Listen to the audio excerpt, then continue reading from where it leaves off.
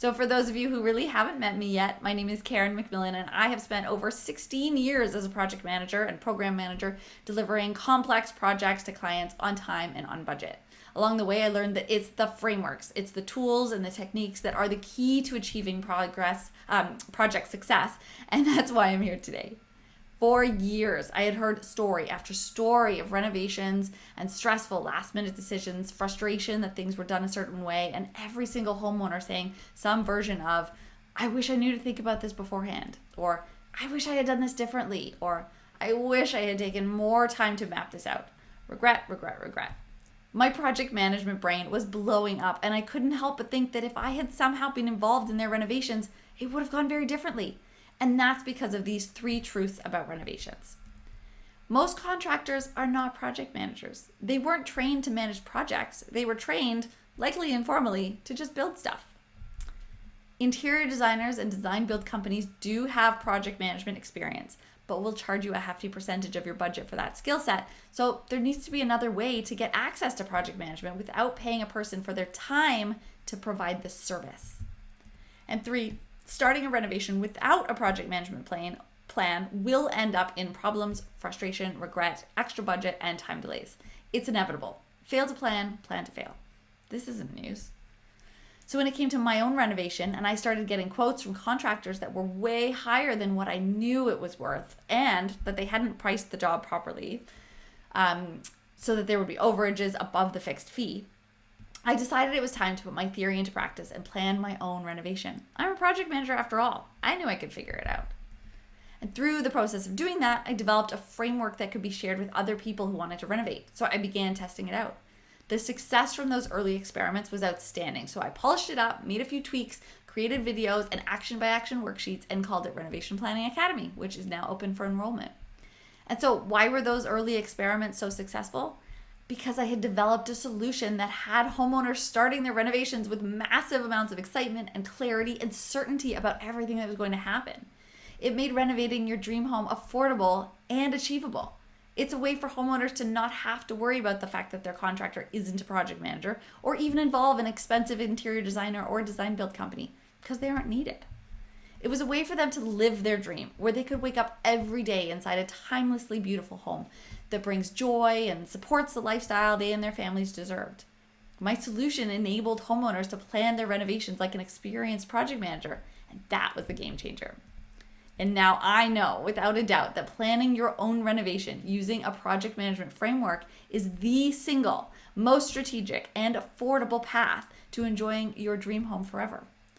I have so much more to share with you about this. So let's talk about the 3 strategies you need to implement for getting your dream home. Call contractors last. My client Kathy wanted to renovate her home and admitted that she was feeling worried because even though she had a substantial budget, renovating is so darn expensive. She really didn't know what her budget would get her. She felt unclear on the renovation process, what to do first, who she should call, and how to get it all done. She felt overwhelmed by all the decisions she needed to make, when she needed to make them, and how to know if she was making the right decisions. She was unsure where to source finishes. She was confused if she needed a permit and how to get one. And she felt really stressed about choosing the right contractor and making sure she didn't get ripped off. I mean, I get it. There are so many unknowns and there's so much at stake. Renovations are more expensive now than they've ever been. And with house prices and inflation and interest rates all being completely bonkers at the same time, it feels almost impossible to even contemplate a renovation. Yet, you know what's the right thing for you and your family. You know your home needs it, and you know it will improve your lifestyle. You just need the right guidance on how to get it done. So it's at this point that most homeowners start calling contractors and asking for quotes on how much the renovation will cost. It's what I did, and it's what most people do. And this is the first mistake that I'm practically begging you not to make. So, yes, you heard me. Calling a contractor at the beginning of your renovation journey is all backwards, and here is why. There's this myth I see people believe all the time, that the world is full of contractors who are excellent at construction, project management, design, knowing every detail of the building code, communicating regularly and well with clients, patiently answering every question, anticipating needs, noticing fine details, providing quality craftsmanship, and, as the cherry on top, doesn't charge a lot of money. And I hate to be the bearer of bad news, but that person does not exist. There's nobody out there who's amazing at all of these completely different skill sets that are a combination of multiple disciplines of hard technical skills and soft personable skills, and who's also reasonably priced. Because I will tell you that it is possible to find someone with some combination of these skill sets, but if you can find them, you must know that they're more expensive, and because they're much more rare than everybody else. But this doesn't make us feel very good. Accepting this fact makes us feel uncertain about how to move forward with a renovation. What do you do first if you can't call a contractor? How do you move forward? You don't know anything about renovating. As humans, as a general population, we cannot cope with uncertainty. It feels in our brains like it's a genuine threat to our safety and security, as if a T-Rex was about to have us for lunch. For real, uncertainty fires the same triggers and panic feelings that happen in our amygdala, which is the part of our brain responsible for keeping us alive through our emotional responses like fear and anxiety. And even though there's absolutely no real threat, but that's just how our brains work. So as a result, instead of accepting the rational truth about contractors and uncertainty that comes with the decision to move forward with planning a renovation that they don't yet understand, most people would rather just put on their blinders, hire a contractor, and believe that he or she will be a special unicorn and that their renovation will somehow be different than everyone else's that ended up in disaster and lawsuits, disappointment, stress, budget blowouts, frustration, and regret. But only different actions can cause change. Just believing that something will be different the next time without making any changes to the inputs of the situation will not produce different outputs. But we believe it anyway because of how strong our need is to avoid uncertainty about what's ahead of us. We will force ourselves to believe a lie rather than mellow in the unknown. A certain risk is somehow better than uncertain safety. So people go directly to a contractor because they don't know what else to do. And up until this point, I'll tell you, there were not a lot of better options. I mean, you could hire a design and build company or an interior designer. Both options will help you visualize your space and suggest finishes, but they're expensive because you're paying for their time to do a custom job in your unique home. So going directly to a contractor often seems like the best choice for someone with a tighter budget. But guess what? They don't have those essential planning skills. It's not that contractors aren't great at what they do. They are masters at construction. They're just not the right resource to help you with the planning part of a project. You can, and should, do that on your own. Contractors can be brought in at the end of the planning phase, once you've already figured out what you want and who the right people are for your unique project. The contractor should not be your guide for the entire process. Kim found me after she had already received several quotes close to $100K to finish her basement. She was desperate to find a more affordable way to get her project done without having to DIY the construction. She followed my framework and planned her renovation herself. Once she again reached out for quotes at the end of the process, the new estimates were literally only 40% of the ones she had previously received. Why? Because she learned how to plan her own layout, pick finishes according to her preferences and budget, and find optimal HVAC and plumbing solutions. And this was probably her biggest win. She actually reached out to the right type of contractor that was perfectly suited for her job. Before she worked with me, she didn't know that there were 3 buckets of contractors, all providing different levels of service with corresponding price brackets. Once she understood that, she was able to narrow down her search incredibly quickly and find an amazing contractor that did a fabulous job in her basement for just under $40,000. So don't rush out and call a contractor right away. Wait until you have developed a firm plan so that you are calling the right types of contractors that can give you accurate quotes and timelines based on a defined plan, and they won't charge you for the planning that you can do yourself. You wouldn't hire the actor to write the screenplay. You wouldn't hire the astronaut to build the spaceship. You wouldn't hire the surgeon to schedule and sanitize the operating room. And you're not going to hire the contractor to do your renovation planning. You're going to do it yourself. Strategy number 2 is finish with the finishes. Amanda renovated her home a few years ago before we met. And when I asked her how it went, she told me that even though she picked out all her tiles, IKEA cabinets, everything in advance, her renovation ended up costing her almost double the original quote. And she had to live in their basement with her husband and 2 young children for almost 8 months, which was 4 months longer than the renovation was supposed to take. And after all of that, she was still left disappointed because the pantry ended up being only half the size she was expecting because a massive HVAC duct had to be installed inside it. And there were a few other problems like that she was just forced to live with. And sadly, I could see that they gave her a lot of regret every day, especially after spending 200% of her budget and the project taking double the time.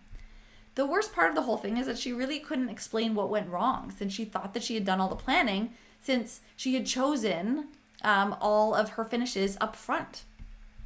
The problem with the renovation industry as a whole is that most people just don't know anything about it except what they see on HGTV, which is all made up. The shows, they all focus on the drama of looking at flooring and tile samples, but that's just a small fraction of the planning work that gets done. This is actually just a lie, because there is a formal renovation process that's happening for each home that gets remodeled, but what they show on TV is a made-up narrative to add pretend drama. So you can't use their fake TV process as a model for what you need to do. In reality, there is an actual process for getting your dream renovation. It has 5 distinct phases, which all conveniently start with D. Phase 1 is decide, where you formally make a decision to do a project. This may seem trivial and hardly a phase, and yet a lot of discussion and consideration takes place here. Renovations are expensive, so you need to be sure that it's the right project for allocating time and financial resources. Phase 2 is define, where you start to add some parameters around what you're doing, aka the scope. You should get used to that word, I use it all the time. In order to decide what's included, what's excluded, and what assumptions were made in defining the lists. Phase 3 is design, where you produce written documentation that explains to the development or the doing team what to do and how to do it. Phase 4 is develop, where the plans get completed according to the design documentation. In our context, this is the construction phase, and where the contractor gets brought in because this is their expertise. Contractors and relevant tradespeople execute the plans you've created for them. Phase 5 is denouement, which is a fancy French word for conclusion, where you'll pay your final bills, move back into your home, identify and fix issues within the warranty period, and document everything that happened for future reference. Sounds fairly straightforward, right? You already know you want to renovate, so phase 1 is complete. Tick. You may know that you want to do your kitchen and living room, so shall we tick off phase 2 as well and just start figuring out the design finishes in phase 3? No. When most people think about planning their renovations, they always start dreaming about the end result. They think about their flooring and countertops and all the wonderful things that they see, or that they will see, that they see in their head. But there's so many more decisions and strategic plans that need to happen before you get to that stage. The define and design phases actually need to be broken down into smaller activities in order to avoid budget blowouts and regret, because each micro step forces you to think through all the decisions you need to make at the right time in the process. Nothing is left until construction or later. And this is my exact barn cap blueprint. Try saying that fast, barn cap blueprint, that I teach inside Renovation Planning Academy. So if you've been multitasking through this video, come back and pay attention to this part. First, you need to gather your requirements. If you don't start the project with the end in mind, you won't be able to judge if you were successful. So figuring out roughly what you want your home to be at the end of your renovation is the first step. Next, you complete an audit of the current state, which will allow you to identify what you have already and what's working and what's not working. Most people don't spend enough time really looking at their current home, and then they have no way to determine what to change and what effort will be required to make the changes. You need to start every project by knowing what you're working with. Before you start planning your dinner, isn't it smart to check what you already have in the fridge so that you can either work with your existing ingredients or go to the grocery store first? Janessa found me midway through her renovation when she actually had to stop construction because she was burning through cash. She hadn't discussed her droopy floors with her contractor before they started the job, and her contractor never noticed. So once they started construction, they found a host of structural issues that neither Janessa nor her contractor had planned for. And you might be thinking that nobody's at fault because, surprises in a renovation are normal. But this is another myth that HGTV has taught us to believe. In reality, when you follow a project management framework and do an audit of what you have before you even start to figure out what you want next, you'll uncover most of these so-called surprises because they're so often clearly evident when you're prompted to look. So Janessa knew her floors were wonky, and she just assumed that her contractor had accounted for it in his quote. But with a combination of poor communication, documentation, and project management, it wasn't. And it ended up costing Janessa thousands more than she anticipated and extended the timeline for months. She has since learned that she could have avoided all that stress and panic with proper process. Third, you need to define the project. This means that you can start to break down the work tasks so that you can allocate budget and timing to the project. By the end of this step, you'll know what your renovation is going to cost, who you need for the job, and who's going to get it done. Next, it's important to nail your new layout, which is your design outline for your entire home and the smaller room details. Then you can define the changes to your structure, HVAC, electrical, and plumbing, all before you start picking your finishes. These last 2 steps are imperative because just updating the finishes without addressing the real problems, like layout and those functional considerations, they won't solve your home's deeper issues and give you the lifestyle that you want. A crappy car with a fresh coat of paint will still be a crappy car. So at this stage, you finally now get to pick your design finishes to bring your dream home to life. At the same time, you'll define your specifications. So this means that you'll outline how your tiles will get installed, not just outlining the tile itself. Step 7 is to start prepping for construction by getting your permits, finding your contractor and trades, signing contracts, and getting out of the way, really, so the construction can start. So at this point, you might be thinking, well, if I need to plan my renovation, do I need to be an expert? And the answer is absolutely not. Although this stuff might sound complicated because maybe you've never done it before, it's actually straightforward once you're guided through the process. So don't stress about needing any formal education in construction or design. All you need to excel at planning your renovation is a passion for getting that amazing home you've been dreaming of. Because when planning your reno, it's not your knowledge of color theory and design styles that matters most. It's your willingness to believe in your abilities and follow the process seriously.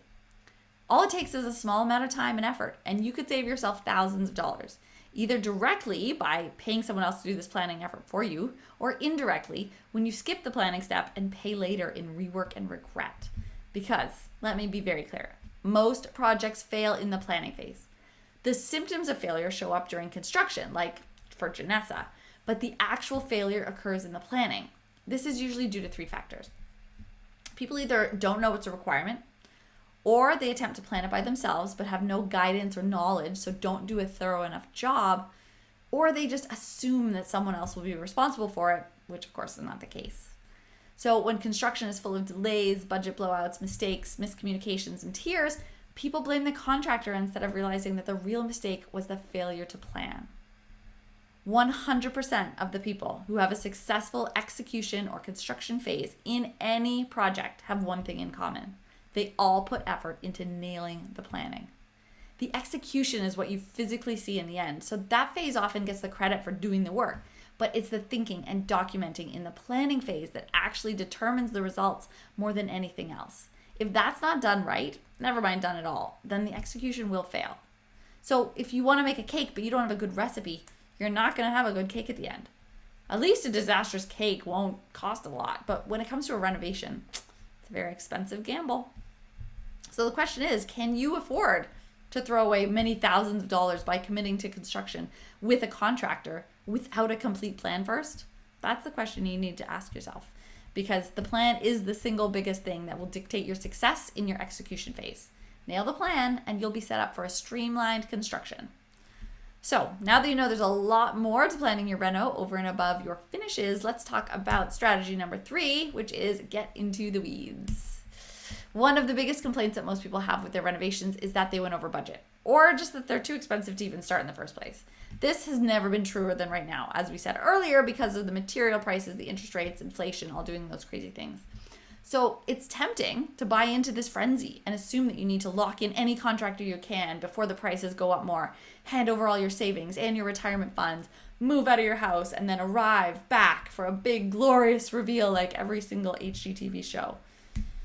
But of course, once again, real renovations are nothing like this, especially not the good ones. And as a sidebar, I can't even watch HGTV shows anymore because of the mistakes, all the bad layouts, and the poor decisions I see. They just make me too mad. So never go on one of those shows, please. Okay, enough mini rant. My original point was that it's very tempting to hand over the keys and the cash, go on vacation, and return to a finished home. But honestly, you can't. You just can't do that. You may be hiring people to do the execution work, but you most certainly cannot believe for a second that they will know what to do or how to do it in order to satisfy your unique needs. Getting the renovated home of your dreams is entirely dependent on how much you get into it, learn about it, live and breathe it, and control its end result. A project just will not succeed without having someone strong guiding the process, and that someone should be you. Planning your own renovation guarantees that you will get exactly what you want. When you roll up your sleeves, hunker down at your computer, and follow the planning process action by action, you'll come out at the end with a complete plan that has covered off every possible angle and question for what needs to get done in your home. You'll have thought through every process, every implication, and every decision, all from your comfy reading chair or dining room table, when there's no time pressure or stress. You'll know that every decision made is based on your unique priorities and that you could change your mind about any of them at any time prior to starting construction. When you're in control, you get to choose how to spend your money. Maybe Susan has a more boho design style and wants to pile up her renovated space with rugs and furniture and trinkets, so she knows that she doesn't have to spend a lot on fancy flooring since it will all just be covered up anyway. In contrast, maybe Janet wants a more minimal design style with very little in her home, and therefore wants to spend more on gorgeous floors since they'll be a very visible cornerstone of her feature list. Neither option is wrong because they're both custom design solutions for each homeowner. And planning your renovation yourself with a project management framework gives you the tools to assess your own priorities in order to make those decisions. The other reason for getting into the weeds is to be in control of your money. This part might just blow your mind, so I'm going to share with you the 10 ways that planning your own renovation can save you money. First, you can save the client management fees in the execution phase. Contractors expect homeowners to have no idea what they want, ask a million questions, and cause delays. So they tend to charge you for all that extra management time up front. The contractor can't afford to lose money on your job because it takes 6 months instead of 3 because you need time to make decisions and changes along the way. So they'll just charge you for a longer project from the start and stretch out your timeline by scheduling other jobs to be done at the same time as yours so that their team is kept busy while you're deciding on tile. You can save the "I'm a contractor, not a good project manager" overcharges. Many contractors are not good project managers and therefore don't know how to properly price jobs, so you get extra fees hitting you in 2 ways. First, they might overinflate the price from the start to make sure that almost whatever you choose will not put them out of pocket, or they underestimate the job, either by mistake or on purpose to win the job, and then tell you once you started construction that you need to pay more. With both situations, if you plan it yourself first, you'll have a very clear idea how much construction should cost, so you'll be able to compare quotes accurately. You'll just look at the quote and know exactly what's inflated, what's clearly not enough, and what's a fair price for your job. You can save the markup fee. Typically, a contractor will charge you a fee on all finishes they buy, which, is fair because it takes them time and gas to drive around and buy everything. But when you do your own plan, you'll know what finishes you want in advance so that you can buy them yourself and save the markup fee. Just get into the weeds. You can save the overspending thanks to the inaccurate contractor allowances, where you think you only need to spend a certain amount on your flooring and then find out that what you really want is much more expensive. In that case, you're forced to pay more in order to be happy. This really happens. It happened to me. With the quote that I got, it only wanted to charge me $5 a square foot for flooring. When I started looking for the flooring that I actually wanted, I found out that it was $13 a square foot. So that was a difference of $8 a square foot. So if that had happened, if I had gone with that contractor and I had to do that same thing for my backsplash, my countertops, etc., that adds to up to a ton of either disappointment because you're not getting the things that you really wanted, or overspending because you have to up your fees in order to get all those nicer things that you want. This way. Faster construction is number 5. When all the decisions are made and the materials are ready to go before you start, your construction can actually go incredibly quickly. When the work is clearly defined, it's easier to be accurate with estimates for how long tasks will take and what materials are required, so the risk of delays decreases. This means that the tasks can be scheduled closer together instead of leaving days of buffer in between just in case things go wrong. Faster construction means less time out of your house spending on an Airbnb. Number 6, you can be in control so that you can decide exactly where to spend and where to save. This is just an example, but a contractor may try to sell you on wood windows because he knows the guy. And if you don't know any different, then you won't know that you could save a ton of money by buying vinyl. Now, I'm not saying vinyl's better or that you shouldn't buy wood. This is just to illustrate a point. That's one material choice out of hundreds you need to make so you can see how quickly this outside influence can add up for you. The opposite, of course, is also true. If they convince you to buy something cheap that you really should have spent on, then you're just going to be regretful and want to do it all over again. Doing the planning up front means you're doing your own research and making the right decisions for you when there's no time pressure. You can buy what you really want, which could be a less expensive product with a longer lead time, not just the pricey thing that you're forced to buy because that's all that's in stock and you need something now. When you plan months in advance, you get to choose from everything out there, not just the few items that are ready for pickup.